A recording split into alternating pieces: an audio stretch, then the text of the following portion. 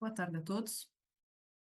Ahm, Bem-vindos à primeira conferência sobre edição, organizada pelo Programa em Crítica Textual para o ano académico de 2024-25.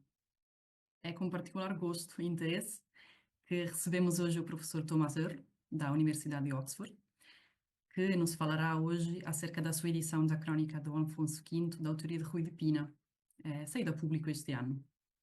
Estamos ansiosos por ouvir o professor. Pelo que, sem mais demoras, passo-lhe já a palavra. Professor, muito obrigada. Vou passar os seus slides e quando quiser começar, podemos começar.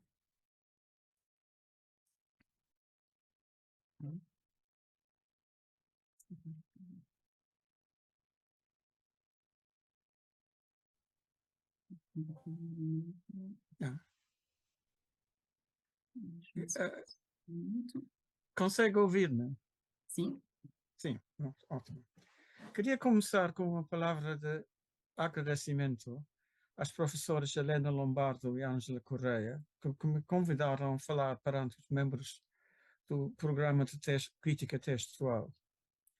Vejo que estão presentes virtualmente hoje amigos, amigas e colegas de longa data, como a professora Cristina Pimentel, do Centro de Estudos Clássicos da Faculdade de Letras da Universidade de Lisboa, o meu amigo Helder Macedo, de Londres, e o professor Felipe Alves Moreira. E também muitas outras pessoas, algumas a mim desconhecidas, que me ouvem ou em casa ou no gabinete de estudo universitário. Bem-vindo a todos.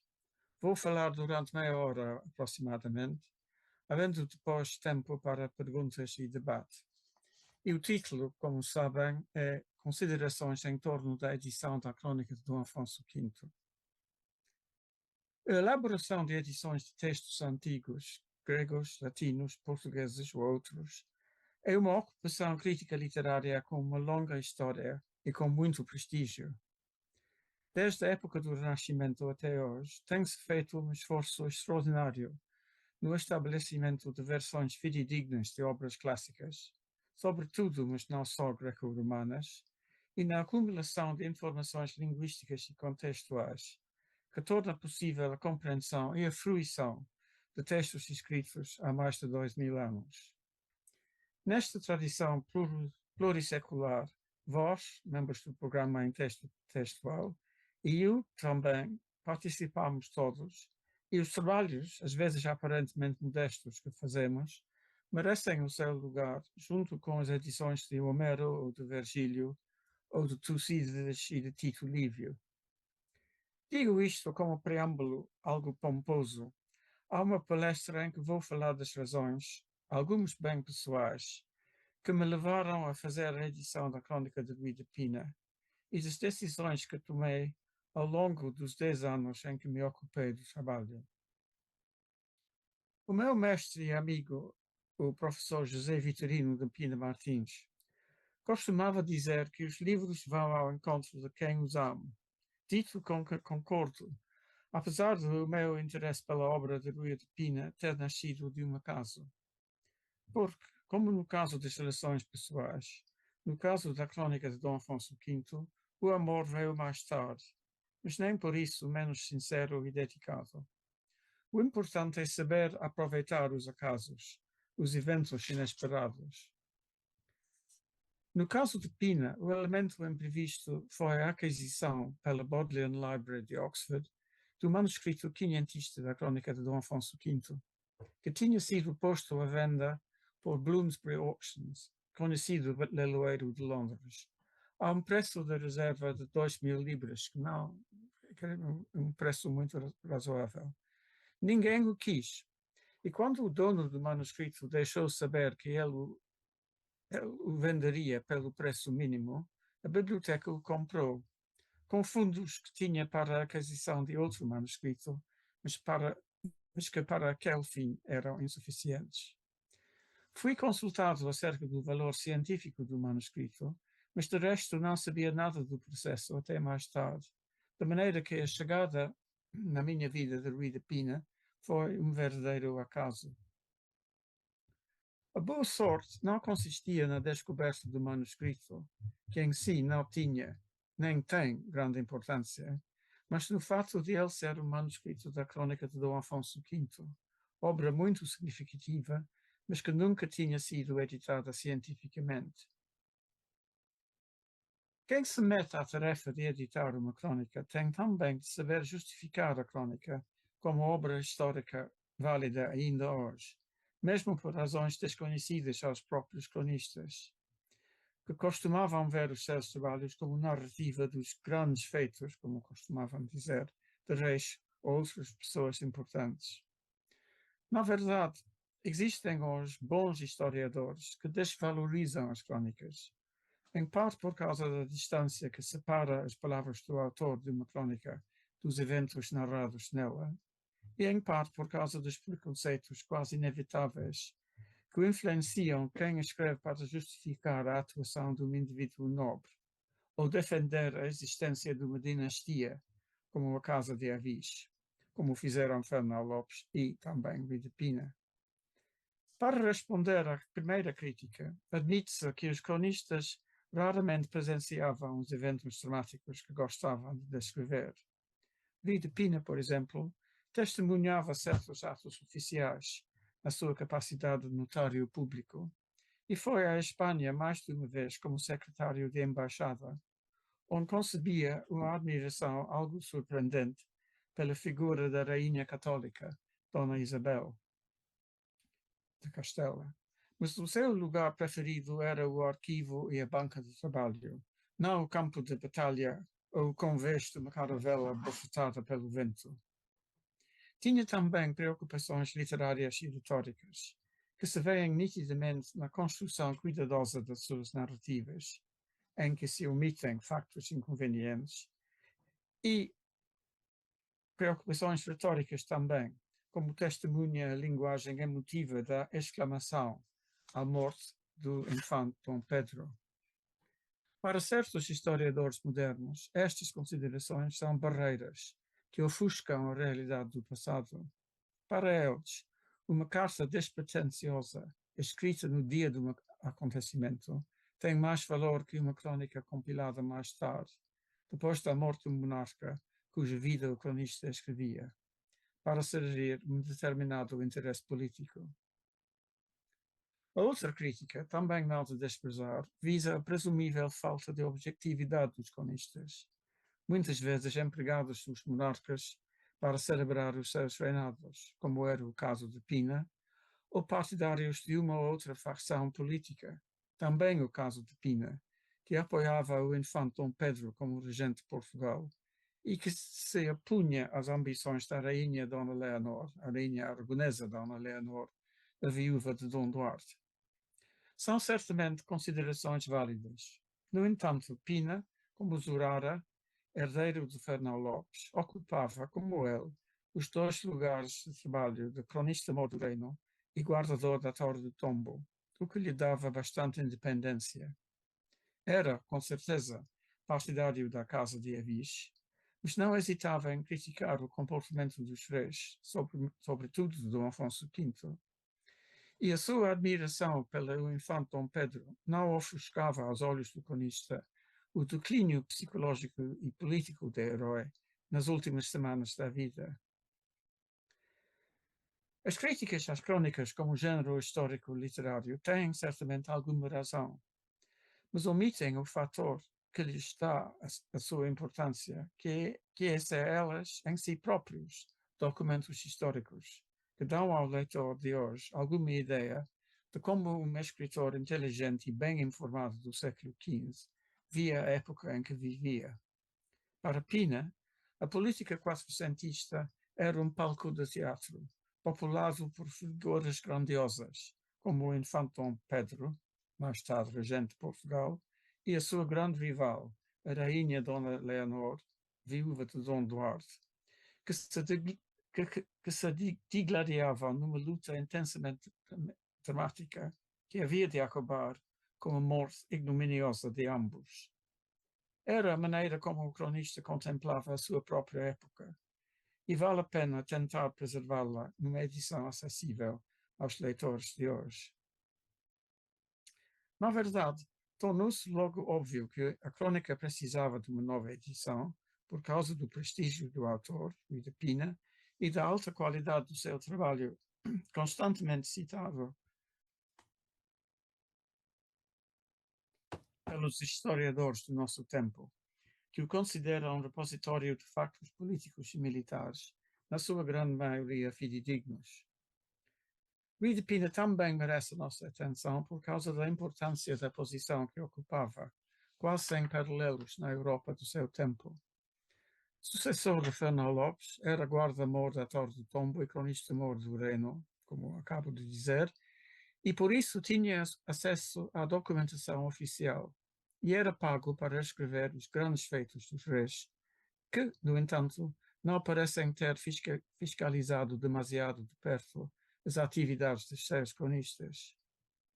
Por um lado, Pina mantinha a sua lealdade para com a Casa de Avis, mas por outro, criticava os erros dos reis, cujas biografias compunha. Pina é, portanto, autor cujas obras merecem as boas edições que nunca tiveram. Porém, tendo feito a opção de Pina, surgiu logo outra pergunta. Dado que ele escreveu muitas crônicas, qual delas mais precisa de uma edição moderna? Havia de escolher entre as crônicas, na sua maioria curtas, dedicadas aos primeiros reis de Portugal, e as três mais extensas, que tratam dos eventos do século XV, mais ou menos contemporâneos com a vida do cronista, de Dom Duarte, de Dom Afonso V e de Dom João II. Estas últimas atraíam-me pelas suas qualidades literárias, e entre elas a de Dom Afonso V, pior tratado na tradição impressa que as outras duas. Passaram muitos meses e uma visita a Lisboa, antes de eu conseguir perceber a razão por que as edições da Crônica de Dom Afonso V, a que tinha acesso, a primeira edição, de 1790, e as reimpressões de 1901 e de 1977, porque foi que eles mostravam tantos erros, alguns deles crassos. O problema começou com a primeira edição, feita pelo abade José Correia da Serra e publicada pela Academia das Ciências. O abade diz-nos que se servia de dois manuscritos, um da Livraria Real, como ele diz, e outro pertencente ao Mosteiro de São Bento de Lisboa. O que ele não sabia era que, com toda a probabilidade, a Livraria Real possuía dois manuscritos, um muito superior como testemunho das palavras do cronista do que o outro. Infelizmente, foi o pior que lhe veio às mãos. Quando fez as edições da Crônica de Dom Duarte e de Dom João II, Correia de Serra teve acesso a manuscritos de Livraria Real melhores, e hoje estão na Torre do Tombo. Em fins do século XVIII, época em que o abade trabalhava nas suas edições, e nos 2 séculos a seguir, era muito difícil, se não impossível, saber nem a quantidade, nem o paradeiro dos manuscritos medievais portugueses. Hoje, graças ao Bitagap, a situação melhorou muito. Presumo que os meus ouvintes estão acostumados a esta ferramenta digital, que na realidade transformou o estudo de Rui de Pina e de muitos outros escritores anteriores a ele. É possível, porém, que ainda não tenham ouvido a triste notícia do falecimento, há pouco tempo, do meu amigo e colega, o professor Harvey Schara, um dos fundadores do Bitagap, grande especialista da literatura medieval portuguesa e pessoa de espírito aberto e generoso. Confesso que, quando consultei o Bitagap pela primeira vez, mal acreditei que podia haver tantos manuscritos da Crônica de Dom Afonso V, à volta de 36. Contudo, era verdade, sendo um alívio saber que a grande maioria deles estavam em Portugal, guardados sobretudo nas bibliotecas da capital, a Biblioteca Nacional, a Torre do Tombo e a Biblioteca da Ajuda. Não levei muito tempo a perceber também que entre todos estes manuscritos havia um nitidamente superior aos outros, o Códice Crônicas 19, como para utilizar a numeração moderna, da Torre do Tombo. Existem várias razões para pensar que foi com este códice que Pina quis apresentar o seu trabalho ao mundo. A prova mais óbvia é a natureza aparatosa do manuscrito, em suporte pergaminho, decorado a várias cores e com um retrato bem conhecido do cronista no ato de oferecer o livro a Dom Manuel. Podemos ver o primeiro slide, por favor.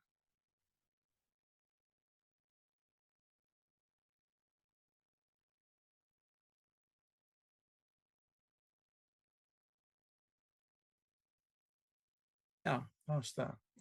E, como veem, é a primeira página muito ricamente decorada em várias cores e com o retrato um pouco danificado de Rui de Pina e o rei Dom Manuel.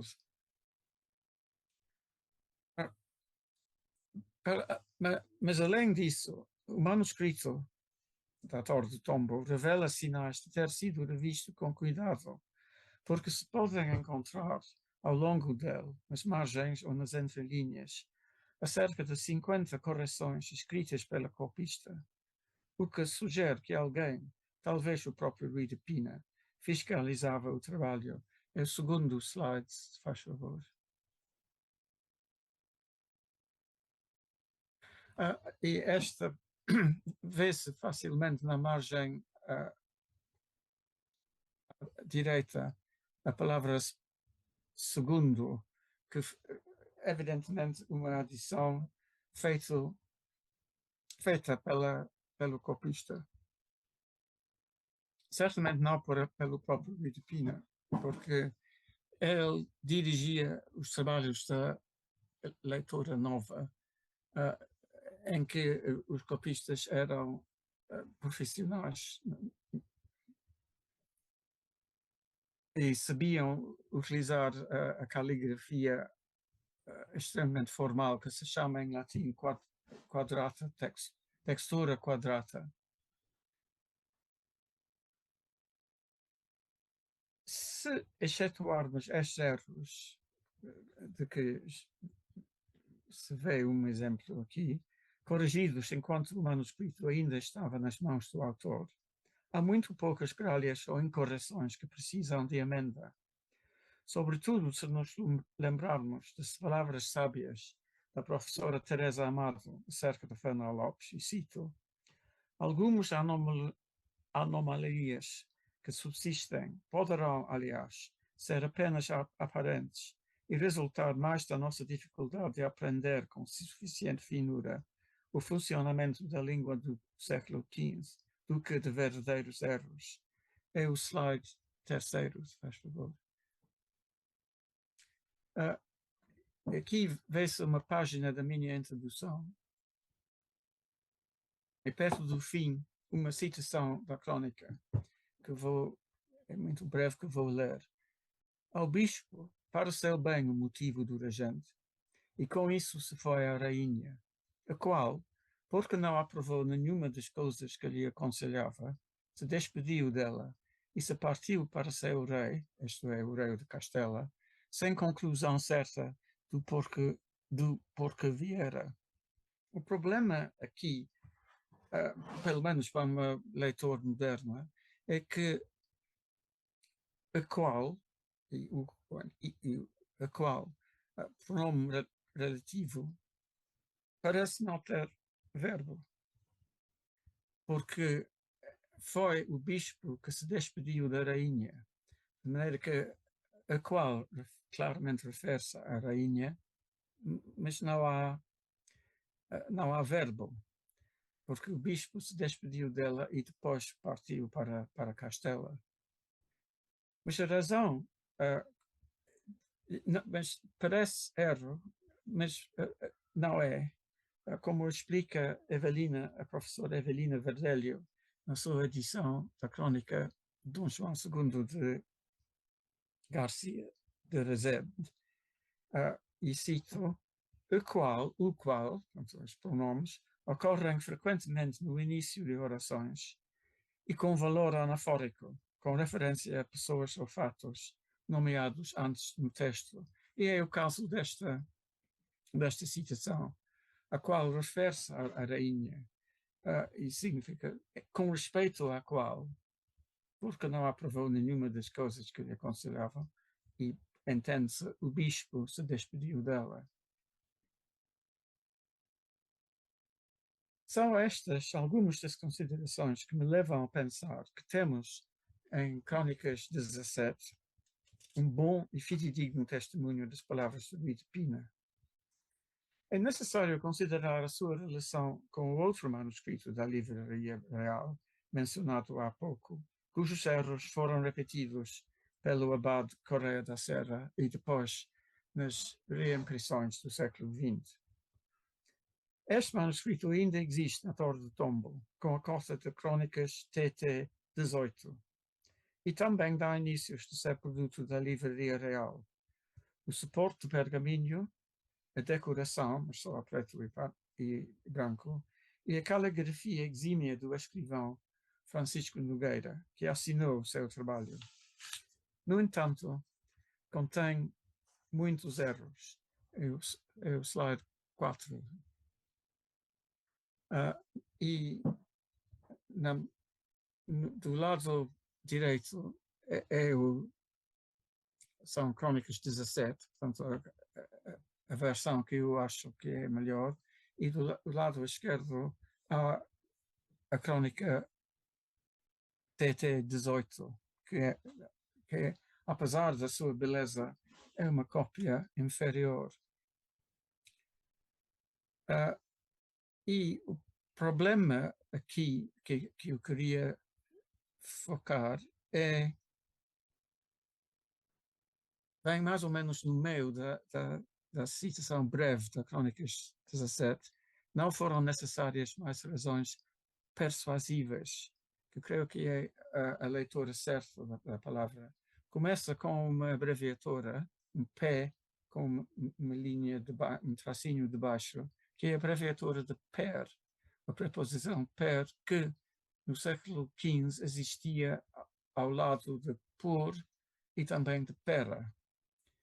E como se pode ver aqui, para escrever pera, não para, mas pera, a preposição, a forma da preposição que Pina utiliza é o P com o tracinho mais A, como se vê na linha a seguir.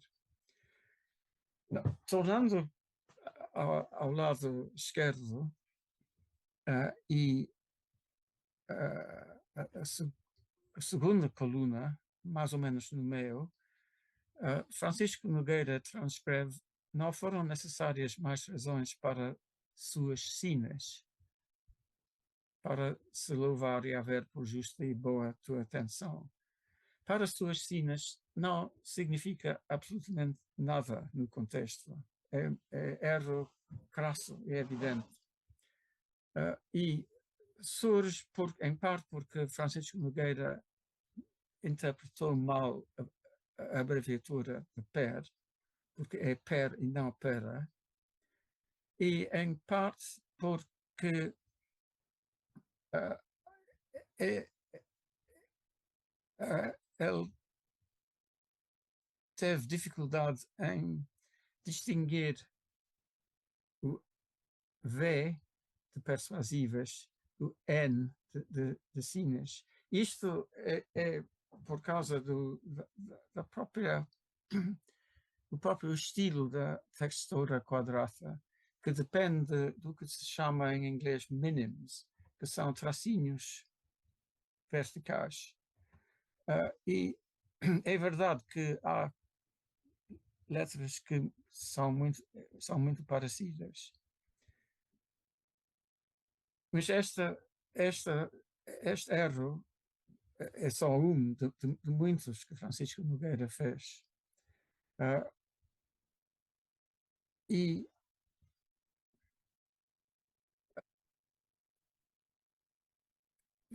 ele possivelmente sabia que estava a cometer erros, mas não quis corrigi-los para manter o aspecto extremamente belo da sua caligrafia.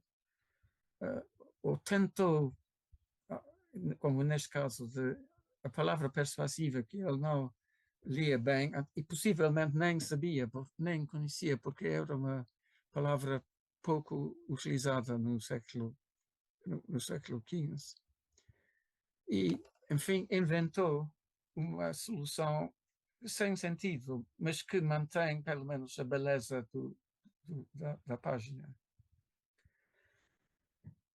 Apesar disto, não quero dizer que Crónicas 17 seja perfeito em todos os aspectos, porque não faltam certas incoerências de ortografia e de pontuação que, em tempo, o escritor teria talvez retificado. Exemplificando, nos capítulos iniciais do manuscrito, as terminações nasais em e on alternam entre si, tanto no caso dos substantivos como da flexão verbal, ocorrendo, por exemplo, disposição e disposição, começaram e começaram. Após o capítulo 68, porém, as formas verbais e nominais com terminação em praticamente desaparecem. Fenômeno já observado por outros estudiosos da língua do século XV, porque foi uma época em que os vogais quando os vogais nasais finais vieram a ditongar, convergindo na direção do ditongo moderno on. A única exceção é a negativa não, grafado sempre non, por conservadorismo gráfico, embora já não se pronunciasse assim. Estes fatos linguísticos têm várias implicações, ou a presença de dois escribas com hábitos de escrever diferentes, ou de versões das crónicas feitas por Juí de Pina em épocas diferentes, ou ainda que ele tenha continuado a rever o texto enquanto se copiava, que eu acho a explicação mais provável. Estas incongruências e o uso de uma pontuação mais rica na parte final da obra não nos fazem duvidar do valor de Crónicas 17, porque são praticamente inevitáveis numa obra tão extensa como a Crónica de Dom Afonso V. E o Códice da Torre do Tombo fica sendo o texto base em que a edição moderna se baseia. É necessário dizer alguma coisa acerca dos manuscritos posteriores aos Códices da Torre do Tombo já mencionados, que se encontram nas bibliotecas públicas e privadas de Portugal e de outros países. Posso dizer, com um certo orgulho, que os vi todos. Operação às vezes fastidiosa, mas necessária, porque nunca se sabe o que há para descobrir. Só digo de passagem que é uma pena que tão poucos se encontrem digitalizados. Os manuscritos da Crónica têm uma origem comum, direta ou mais frequentemente indireta, em Torre do Tombo, Crónicas 17. Muitas são cópias feitas à pressa, descuidadamente, com omissões e repetições. As omissões podem ser conscientes ou inconscientes, porque desde o século XVI, Juí de Pina foi considerado, e com verdade, escritor verboso, e às vezes os escribas cortavam palavras, na sua opinião, desnecessárias. Note-se a miúdo também o fenômeno da contaminação, que ocorre quando o escrivão mistura leituras de dois ou mais manuscritos. Tudo isto deve ser familiar aos ouvintes com a experiência da preparação de edições de textos antigos. Vou mencionar aqui uma técnica de investigação útil e que levou a uma descoberta interessante. Quero dizer, uma operação necessária no caso de qualquer obra extensa, sobretudo se tiver muitos capítulos. No caso da Crónica de Dom Afonso V, há 215 capítulos. E esta operação é contá-los, para ver que todos estão presentes e na ordem devida. Há um manuscrito da Biblioteca Nacional, com a cota de C833, em que há menos 14 capítulos do que em TT Crónicas 17. É importante salientar que é só o sumário dos capítulos dos capítulos que falta, sendo o conteúdo substancialmente o mesmo que o da versão definitiva. Estes fatos mostram que uma das ocupações de um cronista na última fase do seu trabalho era a de o dividir em capítulos e compor sumários para cada um deles. A Peregrinação de Fernão Mendes Pinto é outra obra que manifesta uma evolução semelhante. Podemos dizer, portanto, que o Códice da Biblioteca Nacional C-833 parece ter escapado ao controle do autor antes de ele ter dado os toques finais da crônica. Havendo nele também vários textos adicionais que o cronista mais tarde suprimiu, é o slide 5, se faz favor. Sim. Ora, vê-se aqui na parte superior da página a minha transcrição e depois, em letra itálica, a leitura, um texto adicionado do manuscrito da Biblioteca Nacional de Portugal. E esta é uma adição interessante porque contém uma crítica ao rei, Dom Afonso V, tão ofensivo que Rui de Pina não decidiu omiti-lo. A crítica vem na boca de um mouro e refere-se ao ataque gorado a Tanger, em Marrocos, de 1464, em que o exército português recebeu enfim, foi vencido e com a perda de muitos soldados. E os árabes, os mouros, contemplam os mortos porque querem saber se estava lá o Conde Dom Duarte. O Conde Dom Duarte é o Conde Dom Duarte de Menezes, que era o governador do porto de Alcácer Seguer, ocupado pelos portugueses. E era um militar de alto talento. E o Mouro explica que a confusão do ataque português era tanto que era certo que o Conde Dom Duarte não tinha nada a ver com isto. Porque, como o Mouro diz, se ele não estiver em Alcácer, quando o rei de Fez cercou com tão grande número de mouros, não abastara o seu rei, isto é, o rei de Portugal, que quanta gente tem em seu reino para resistir ao poderio do nosso rei. E com o bom concerto e aviamento que teve, isto é, o conde teve em Alcácer, e creio que muito poucos com ele estavam, nunca pudemos render nem entrar com eles. De maneira que, segundo este Mouro, se Dom Afonso estivesse lá com quanta gente tem em seu reino, os mouros não teriam tido dificuldade em vencê-los. Mas o Dom Duarte, sendo um general excepcional, conseguiu resistir não só mas os dois cercos de Alcácer Seguer que aconteceram em 1458 e 9. São, portanto, aqui a técnica de contar capítulos, que pode parecer uma operação muito fastidiosa, e teve pelo menos alguns resultados interessantes. É tempo de concluir, é o momento de dizer alguma coisa acerca da minha decisão de modernizar o texto de Rui de Pina.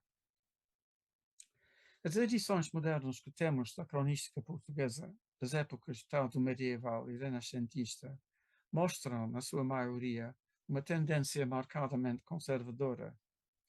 Nelas mantêm-se, com a fidelidade possível, as características da escrita dos séculos XV e XVI, incluindo muitas convenções ortográficas que não passavam de convenções, nem representavam as realidades da língua daquele período. Já vimos algumas destas convenções. No caso de uma obra como a Crônica de Dom Afonso V, a qual tem algumas das qualidades de um clássico e cujo interesse não se restringe a leitores especializados na história do reinado do africano, será, porém, desejável uma edição modernizada que facilite a leitura, na medida do possível. No entanto, é necessário respeitar a linguagem do autor. Pois, nas palavras de Ivo Castro, que cito, o que se pede a uma boa transcrição é que não vá contra a língua do texto e que seja coerente e uniformemente executada. O que significa exatamente ir contra a língua do texto?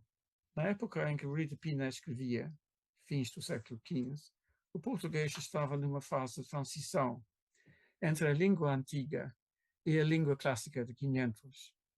A expressão fase de transição justifica-se porque, embora a evolução linguística nunca cesse, há momentos em que o processo se acelera, sendo desses momentos precisamente o século XV, como nos explica a Esperança Carreira. Na verdade, a crônica testemunha esta aceleração linguística, como já vimos, sob a forma dos arcaísmos ortográficos e linguísticos aparentes nos primeiros capítulos do livro, que, depois de determinado momento da elaboração do texto, deixavam de ser incluídos. Aqui surge, contudo, uma dificuldade, porque se a própria língua em que a crônica está escrita passa por uma fase de instabilidade, como poderemos nós representá-la modernamente de uma forma coerente e uniformemente executada? Podia até dizer-se que ser coerente equivale a ir contra a língua. No entanto, optei pela coerência, exceto em casos em que a variação ortográfica pode indicar duas ou mais pronúncias da mesma palavra.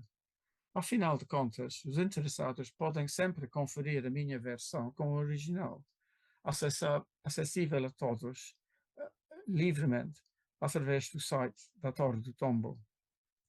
O texto que publiquei é, por isso, modernizado, mas não tanto como em 1966, quando António Borges Coelho editou a Crônica de Dom Duarte, também de Pina, para a editorial Presença.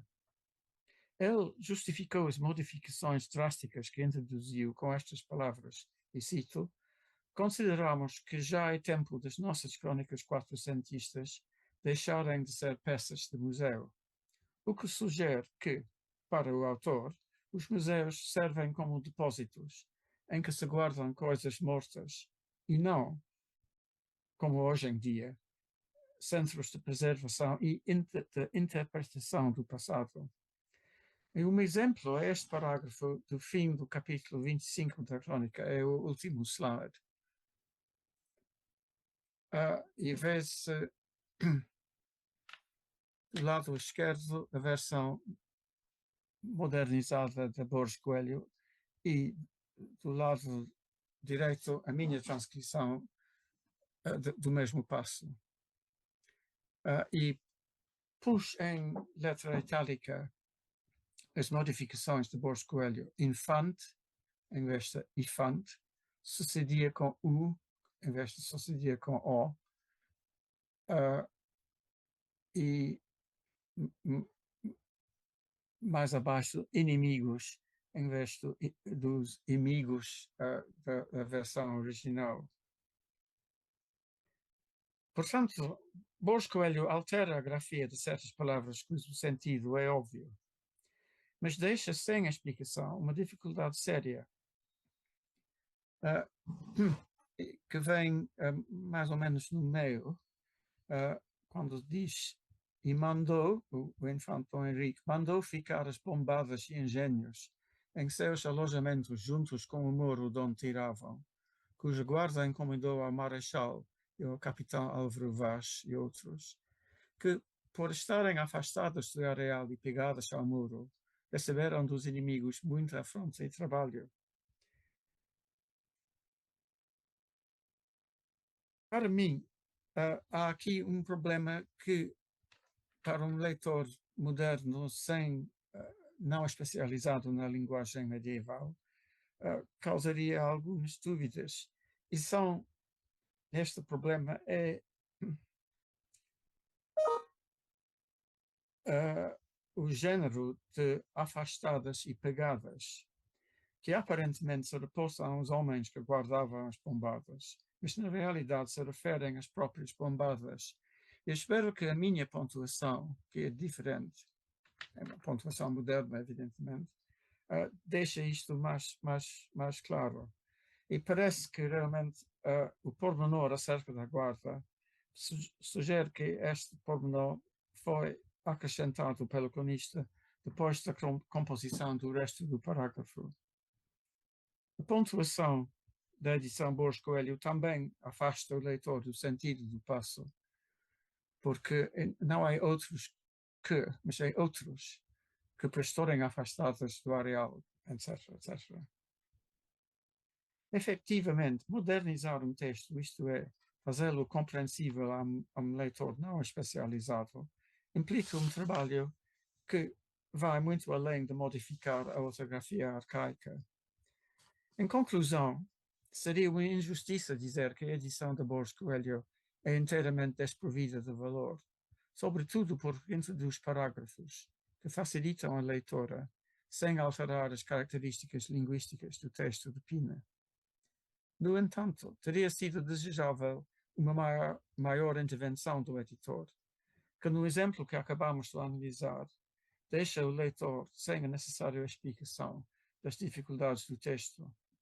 E é tudo que queria acabar aqui, agradecendo-lhe a atenção durante tanto tempo. Muito obrigado.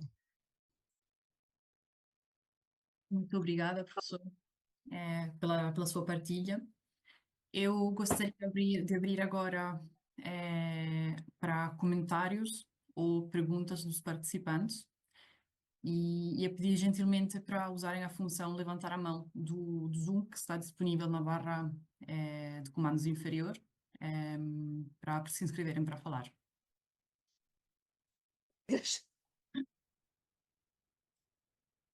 Força. Posso?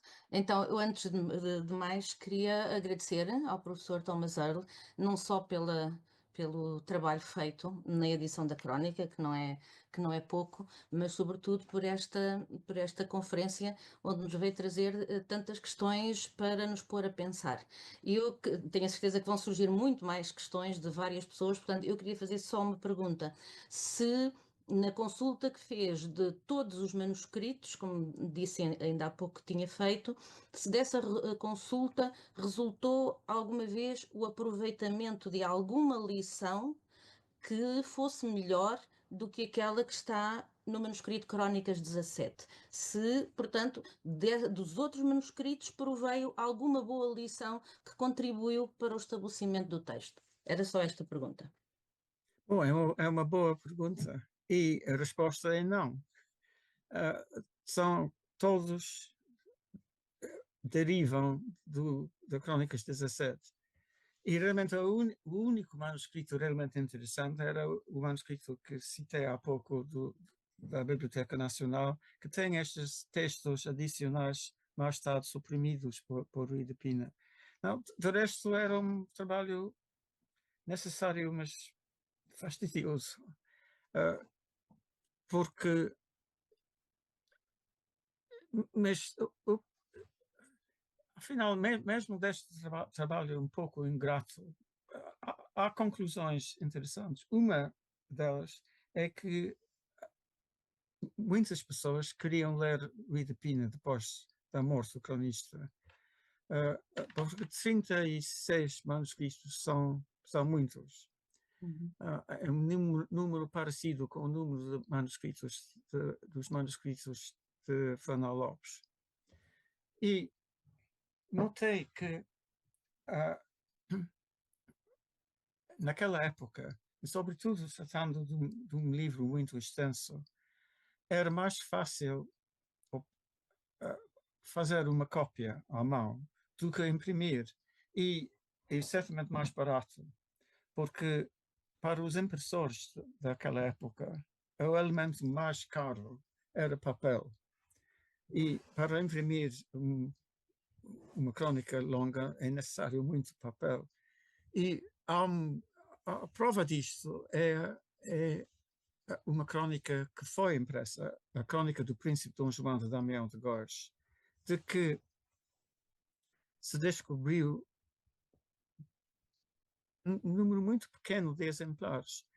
Foi editado em 1552, creio eu, e há só 6 ou 8 exemplares que sobreviveram ao nosso tempo. Evidentemente, alguns deles devem desaparecido, mas mesmo assim, 6 exemplares é um número muito inferior a 36. E claro que Damião de Góis não tinha dinheiro, nem o impressor tinha dinheiro para imprimir uma obra muito longa em muitos exemplares. Mas um indivíduo pode sempre acumular várias vesmas de papel e pedir a uma escrivão que copiasse. E foi o caso de Rui de Pina. Normalmente, cópias feitas muito rapidamente são de feitio feio, muitas vezes, não com a beleza dos códigos da Torre do Tombo, mas feitos rapidamente e com erros de toda a ordem. Mas todos eles possuem alguns dos erros da primeira edição, quer dizer, a primeira edição baseada na versão da Crónica 18 do Torre do Tombo, com os erros que eu só mencionei um erro, mas há vários. Todos os manuscritos apresentam erros deste tipo, indicando que ultimamente todos derivam de um só, que é o texto base. Podia até acrescentar que é uma. Não sei se todos vão concordar comigo, mas há uma tendência, no caso do português, de existir só um exemplar de obras importantes, ou pelo menos uma versão.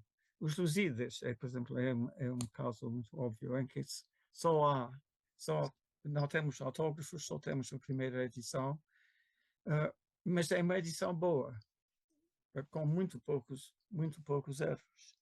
E outro texto em que trabalhei era os Poemas Lusitanos de António Ferreira, que também só existe na versão impressa. Também não há autógrafos, mas a versão impressa de 1598 é uma boa edição, praticamente sem erros. De forma que talvez é um acidente, uma coincidência, mas num país como Portugal, onde a indústria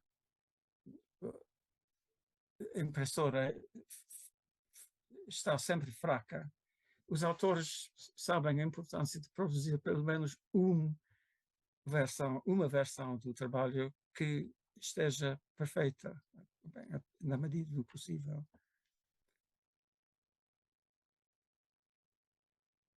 Isto também aconteceu no caso de Rui de Pina, a versão em que ele trabalhou, a Crónicas 17, é uma ótima versão.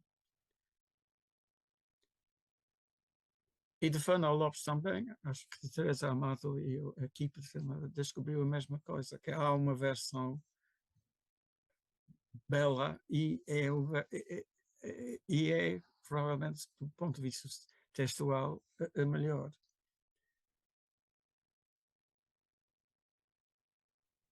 Obrigada. Eu não sei se há mais alguém. que poderá querer intervir. Não me parece. Eu não encontro a mão em lado nenhum. Força! Pronto.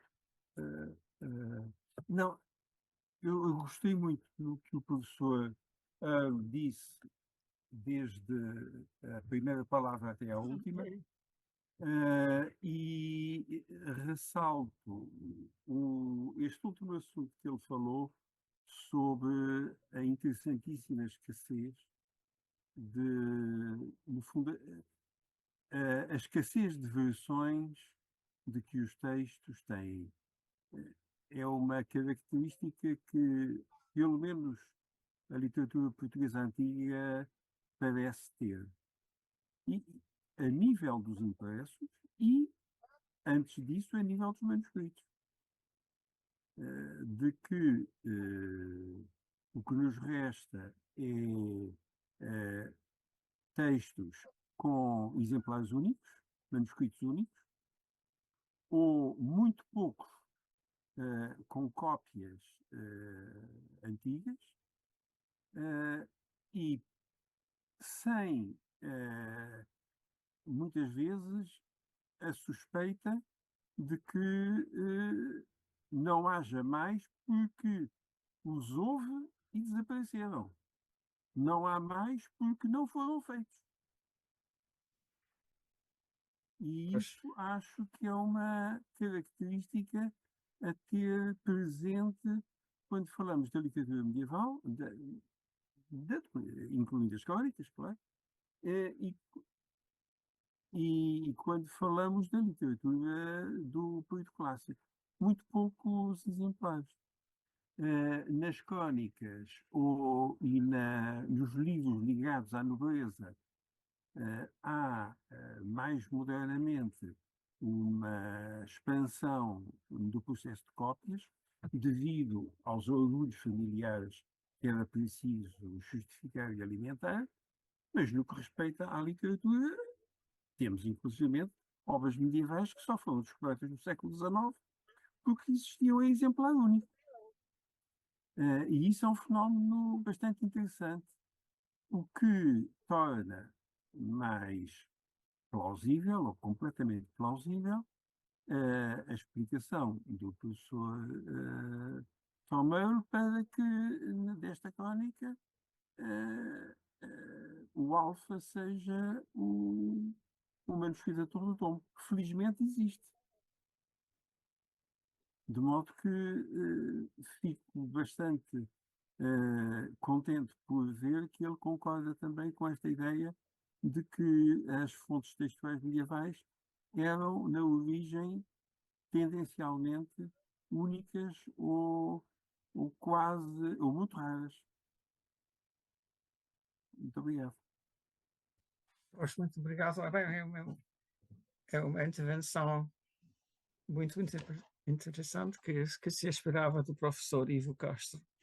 E sim, não sei se tenho mais a dizer sobre o assunto, que o pessimismo que se exprime às vezes acerca das edições de textos antigos em Portugal não é necessariamente um pessimismo justificável, porque a situação parece ser bastante melhor do que parece à primeira vista. Há certamente exceções, como a Menina e Moça, por exemplo, em que parece não há uma versão definitiva, possivelmente porque o Bernardino nunca acabou o trabalho. Mas nesse outro, vê-se Rita Pina intensamente ocupado em produzir e fiscalizar a produção de um manuscrito fidedigno. E graças à posição que ocupava, conseguiu fazê-lo.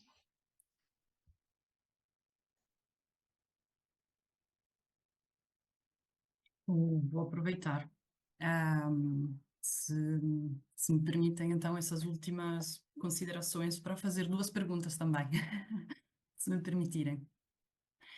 A primeira é justamente sobre esta questão das revisões do próprio Pina.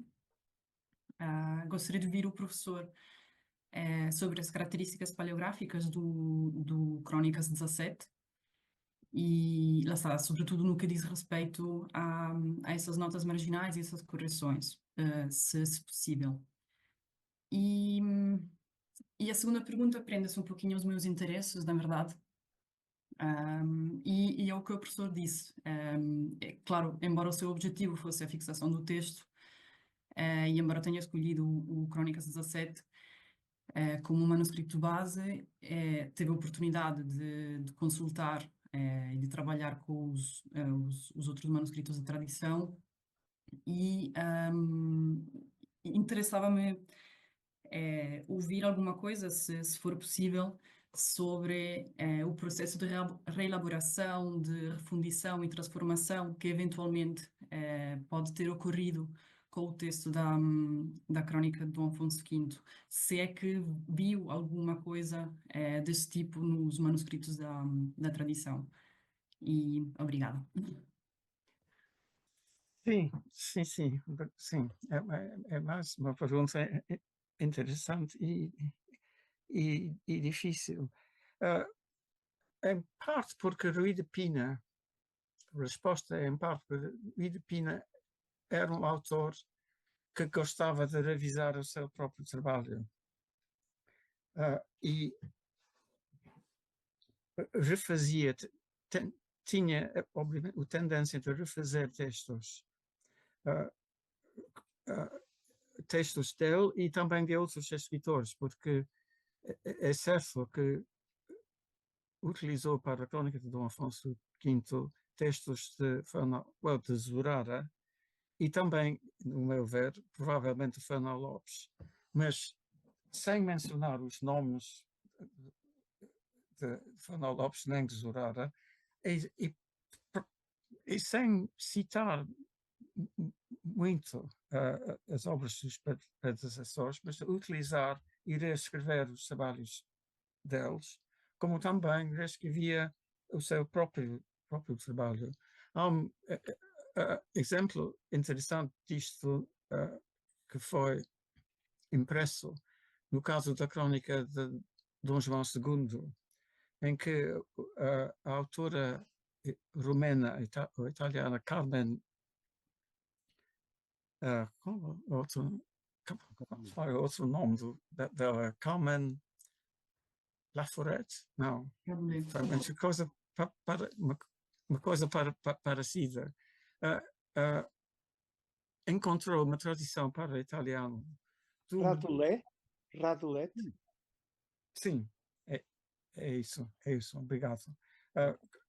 Radulet, sim. Encontrou uma versão italiana de um texto antigo de Pina, da Crónica de Dom João II, que ele próprio modificou depois, quando veio a fazer a versão definitiva da mesma crónica, de maneira que era um autor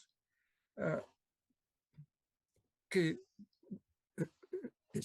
um autor, podemos dizer, insatisfeito, constantemente revisava os seus próprios trabalhos. Não sei se esta é a resposta suficiente à sua intervenção. Sim, obrigada. Eu acho que o Hélder Macedo também levantou a mão, por favor. Em primeiro lugar, quero saudar o meu queridíssimo amigo e colega Tomás Earls, com quem sempre aprendo muito, e é bom. Uma pergunta que surge um pouco do último comentário que ele fez. Nessas recuperações que Rui Pina faz de outros cronistas, como Zurara, Fernão Lopes, etc., há modificações ou ajustamentos, punhamos, ideológicos, transformação de interpretação?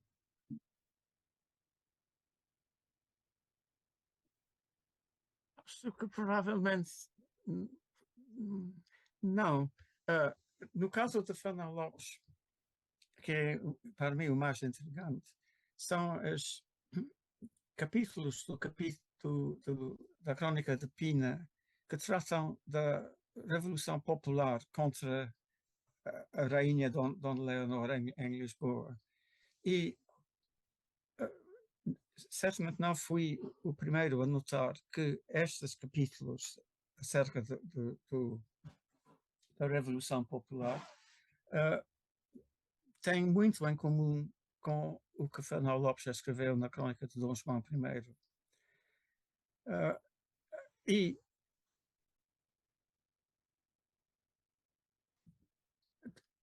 Mas, de uma forma geral, Pina não tinha as simpatias populares que tinha de Fernão Lopes. Portanto, aqui há uma... Pina não comenta, mas reproduz cenas naqueles capítulos acerca da Revolução Popular que são diferentes, que não reaparecem em outras partes da crónica. Por exemplo, dá aos populares nomes, identifica-os, enquanto que normalmente diz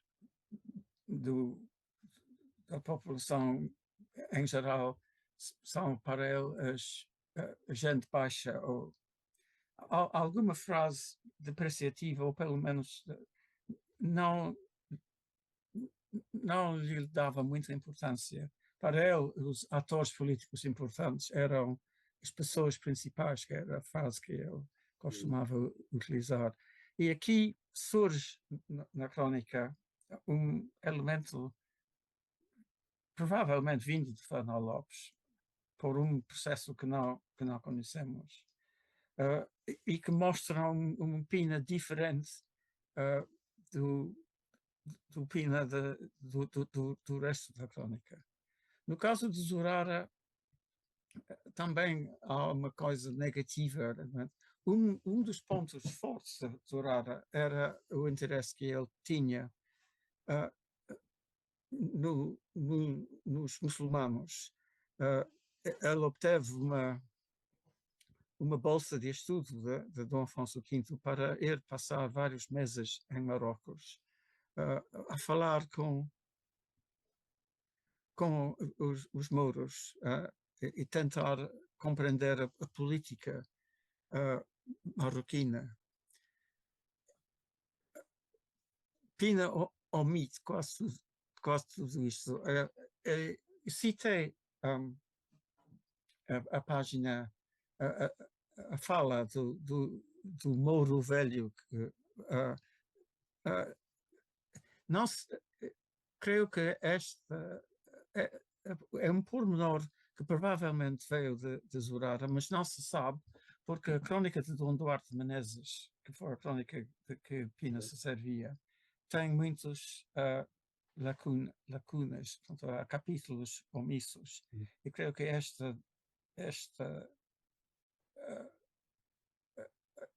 este incidente não vem na crónica de Zurara tal como nós temos hoje em dia, mas não sabemos. Mas sim, por este caso de omissões, vê-se que Pina não tinha ideias diferentes, mas Pina era um burocrata e sabia que os burocratas não deviam ter opiniões demasiado fortes. E por isso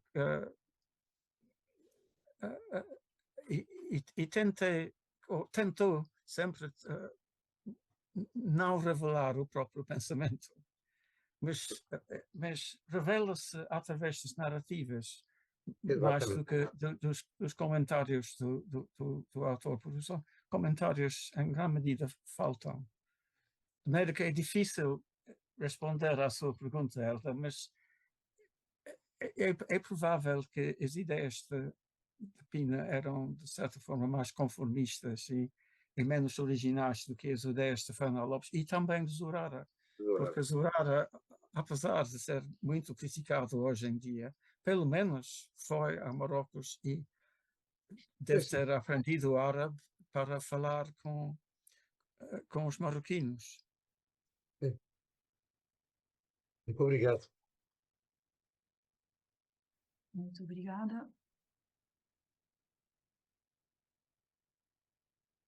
Alguém quer pôr mais alguma questão ou fazer algum comentário?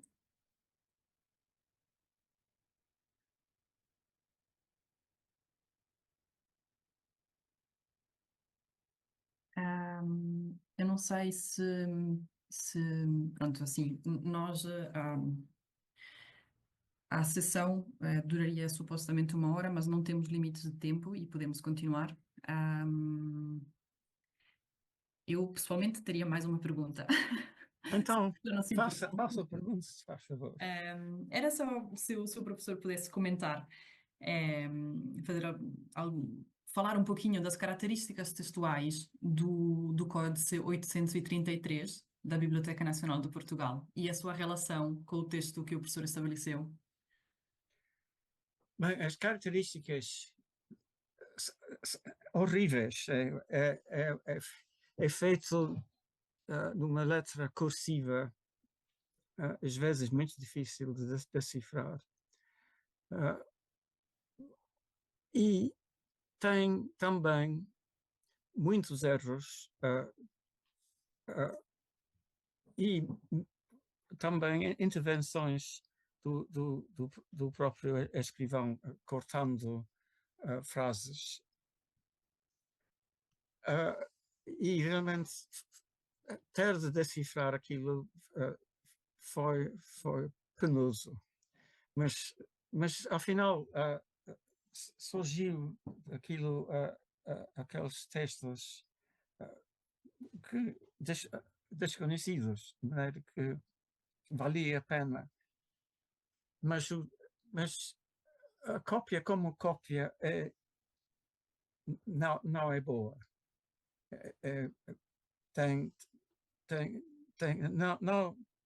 Não tive a paciência para conferir todo com a Crónica 17, mas vendo várias passagens era possível ver que é uma cópia feita rapidamente e sem grandes cuidados.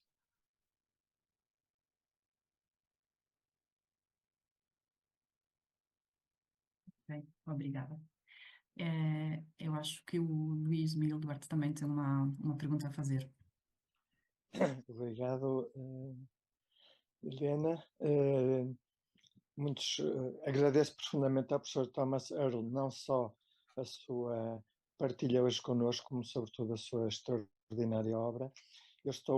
Eu aqui sou um estrangeiro, sou medievalista, mas não sei o mínimo de crítica textual e vou entrar aqui um bocado de contrabando. Uma vez que não estou em redes sociais, vou aproveitar este pequeno fórum para perguntar se alguém tem informações, sobretudo a partir da intervenção do professor Ivo Castro, de 3 manuscritos, de 3 obras que se sabe que existiram, mas que nós todos afirmamos que desapareceram.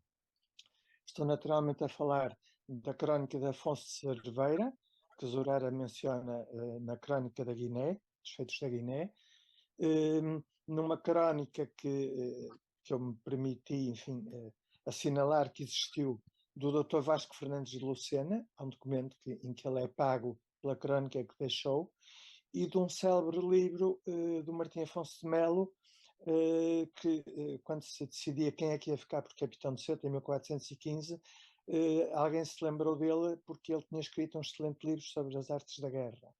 Eu, sendo funcionário público, pago bem por informações sobre a possível existência, ou então chamar a atenção para os que me estão a ouvir estarem atentos sobre algum destes manuscritos que existiram, sabemos que existiram. Muito obrigado, e se acharem que isto não vem a propósito, ignorem. Bem, muito obrigado. Não posso realmente responder por por ignorância minha, mas o Beta Gap é a primeira porto a tentar, porque o Beta Gap é perfeitamente é uma obra realmente extraordinária. E esta é onde começar. Mas pode haver entre o público alguém que saiba responder melhor às suas perguntas.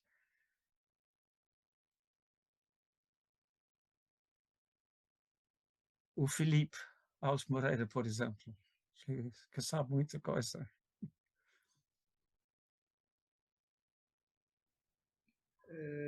Não, boa tarde a todos. Não sei, Helena, não sei se posso aproveitar só Claro que sim.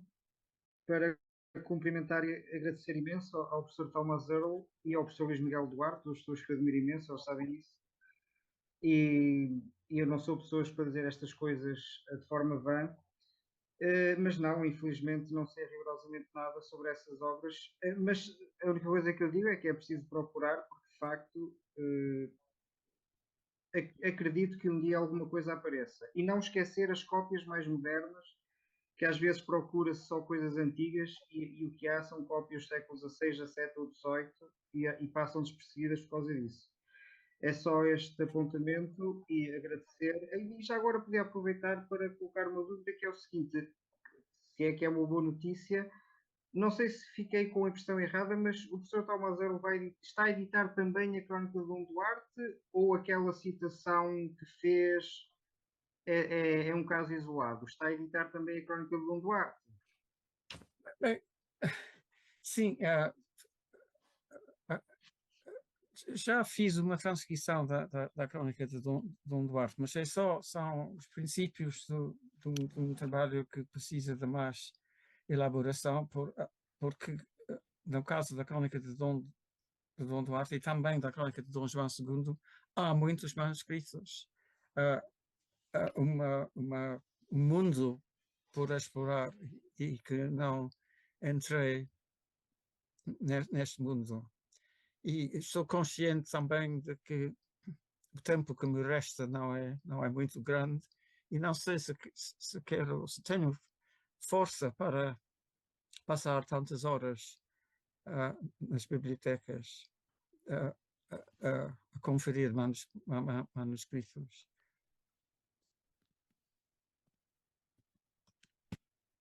Obrigado.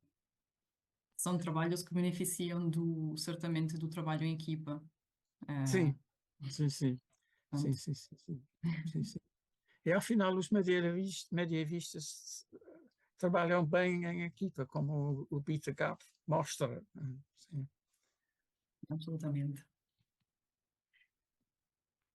Eu não sei se alguém tem mais alguma intervenção. Foi e está a ser uma ótima conversa.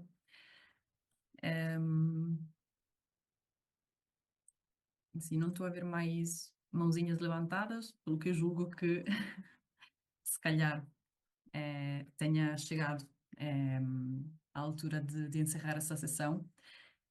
Eu agradeço mais uma vez profundamente e sentidamente ao professor Thomas Earle pela presença, pela partilha e a todos os participantes pela presença e por ter participado, por ter... Ai! Professor Luís, força! Era só, ok. Um aplauso. Ok. E pronto, convido-vos para a próxima conferência, que vai ser no dia 27 de fevereiro de 2025. E despeço-me, então. Boa tarde a todos. Muito obrigada. Boa tarde.